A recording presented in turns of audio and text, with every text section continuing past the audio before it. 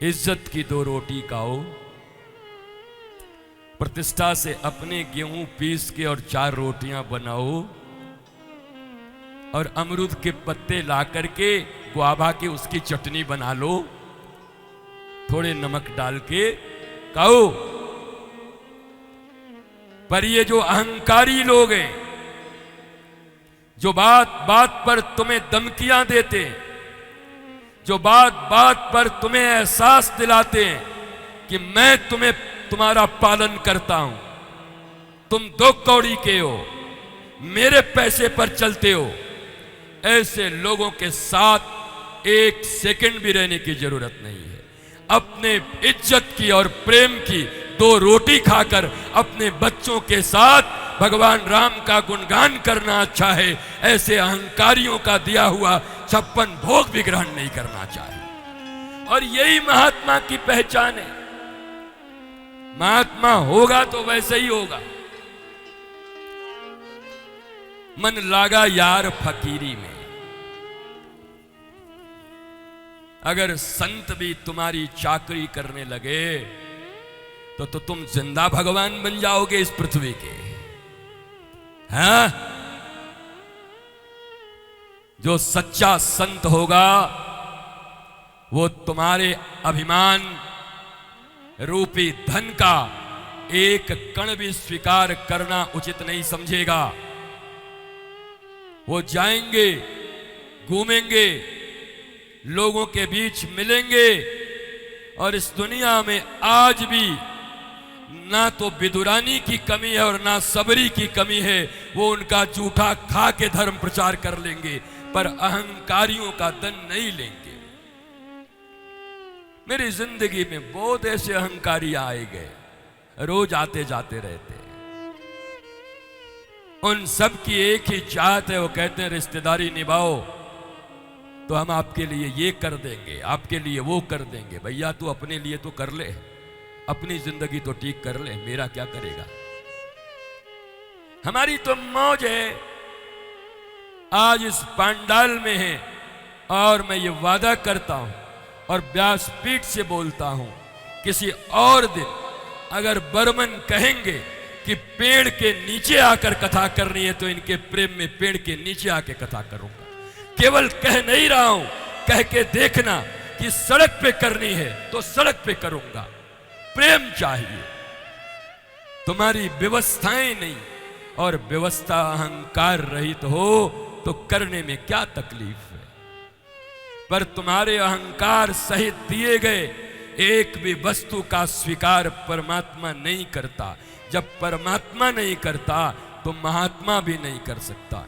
याद रखो, इस दुनिया में जब 2 आदमी मिलते हैं, इंसान मिलते हैं, तो एक आत्मा जन्म लेती है।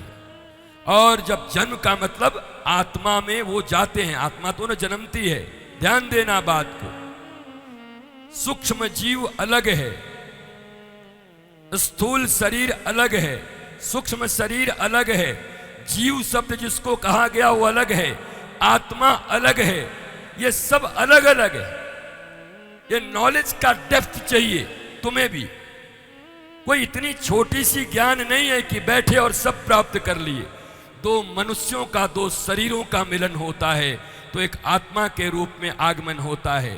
2 आत्माएं मिलती हैं तो एक महात्मा पैदा होता है, और 2 महात्मा मिलते हैं तो साक्षात रामकृष्ण जैसे परमात्मा इस पृथ्वी पर आते हैं। 2 महात्मा, एक दशरथ जैसे महात्मा और एक कौशल्या जैसी महात्मा, एक देवकी जैसी महात्मा और एक वसुदेव जैसे महात्मा। इन 2 का मिलन हो तो परमात्मा को पृथ्वी पर आना पड़ता है उनके गर्भ से होकर। केवल शरीरों को मत मिलाओ।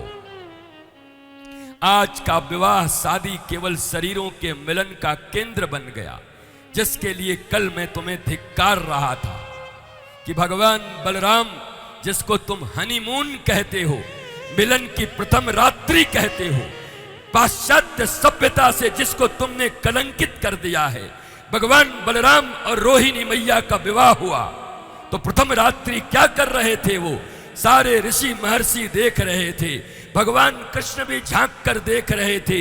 रोहिणी मैया नीचे कदमों में बैठी हुई थी और भगवान बलराम पलंग के ऊपर बैठकर कृष्ण कथा और गोपी कथा सुना रहे थे।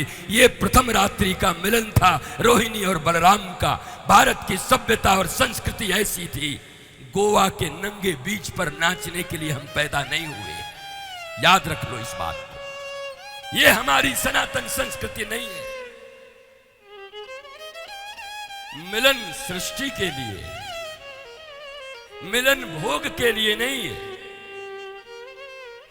मिलन सिर्फ सृष्टि के लिए। और वो मिलन कैसे हो, वही 3 संस्कार हैं जो मैं तुम्हें आज, अगर 17 है तो 19 को बताऊंगा, 19 तारीख को बताऊंगा। उस 3 संस्कार तुम्हें बताऊंगा ताकि तुम्हारे जीवन में परिवर्तन हो जाए। तुम्हारे कुक्षी से, तुम्हारे कोख से एक भी नालायक संतान उत्पन्न न हो। आखिर तुम भी तो मां हो, तुम्हारी भी रिस्पॉन्सिबिलिटी है। तुम भी पिता हो, तुम्हारा भी जिम्मेवारी है। तुमसे जन्म लिया हुआ बच्चा समाज का पीड़ा देने वाला कैसे हो जाता है, सताने वाला कैसे बन जाता है, झूठा कैसे बन जाता है? क्या ये जिम्मेवारी तुम्हारे ऊपर नहीं है? क्या आप बच्चे पैदा करने के सिर्फ मशीन हो? एक मनुष्य को इस पृथ्वी पर लाकर सनातन संस्कृति के योग्य छत्रपति शिवाजी महाराज के इस पवित्र भूमि पर, क्या उनकी तरह, क्या झांसी की रानी की तरह, क्या कभी चंद्रशेखर आजाद, क्या कभी भगत सिंह, क्या कभी इनकी तरह पुत्र पुत्रियों को या उन भक्तों की तरह जन्म देने की तुम्हारी इच्छा नहीं होती?